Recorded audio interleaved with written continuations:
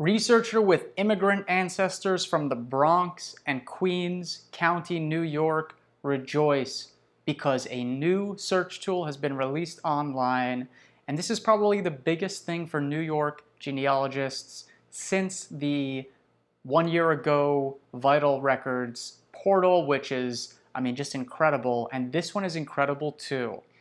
I'm going to dive into it a little bit. It's a pretty simple tool to use, and I'm going to show you how I was able to use this portal to finally discover my ancestors' ship manifest, which I had been looking for a really, really long time. So let's get started. As you can see, it's a Naturalizations Records State of New York search portal, and it allows you to search by petition number, year of arrival, country of origin, and the county of either Queens or the Bronx. Now, they don't have the other three boroughs on here yet, though I think there may be plans to add those as well, but you've probably already noticed that there are a lot of naturalization records for the other boroughs of New York available on Ancestry and Family Search, but quite a dearth of records from Queens and the Bronx. But this is no longer the case because of this fantastic search portal.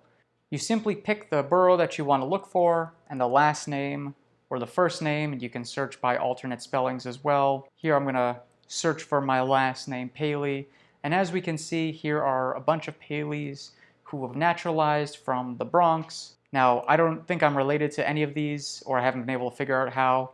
So as we can see, it's full color declaration of intention, which otherwise are known as first papers.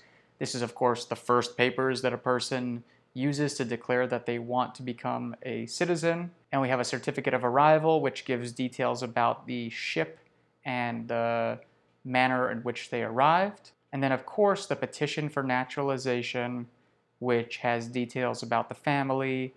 Usually has a lot more information on it than the first papers do, as well as witnesses and things like that. Now, if you've been doing research on your ancestors, you've probably come across either an index or something for these ancestors, but maybe you've only found the Declaration of Intention, or maybe you've only found the petition for naturalization.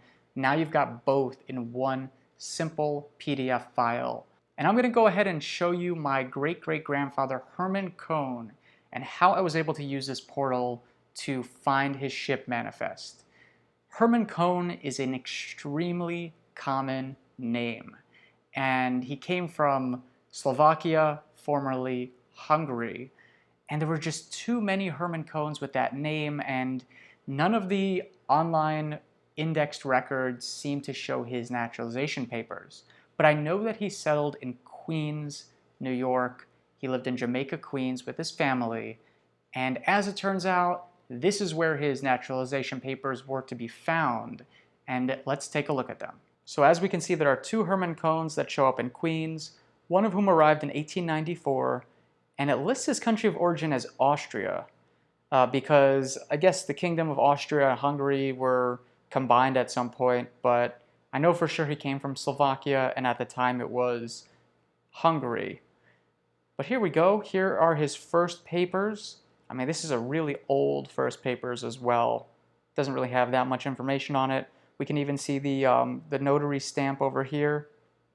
This is a great full color scan.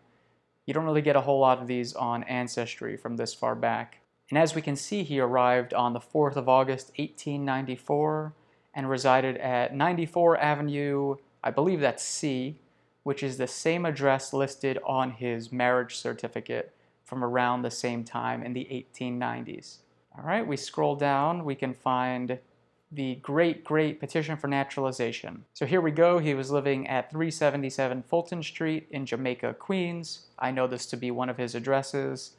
And at the time, my great-grandfather, Ivan Jonas Cohn, had not been born yet. We only see his two oldest children, Alfred and Selma, or Zelma, who died very tragically as a young child, and I've talked about this on the channel before.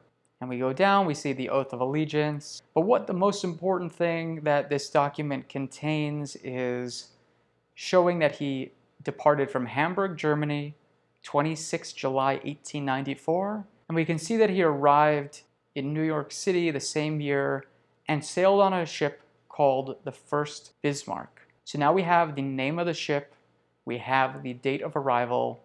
Now it's as simple as going to Ancestry and taking a look here for Herman Cohn. By the way, this document also lists a birthday for him, which is something that I did not have beforehand. And there we go. Herman Cohn arrived 1894, sailing on the First Bismarck, and it mentions that his profession is a locksmith, which is interesting because he worked in a dyeing and cleaning business in the United States. There is no indication that he ever worked as a locksmith, so I would never have guessed that this was the same guy just by the profession.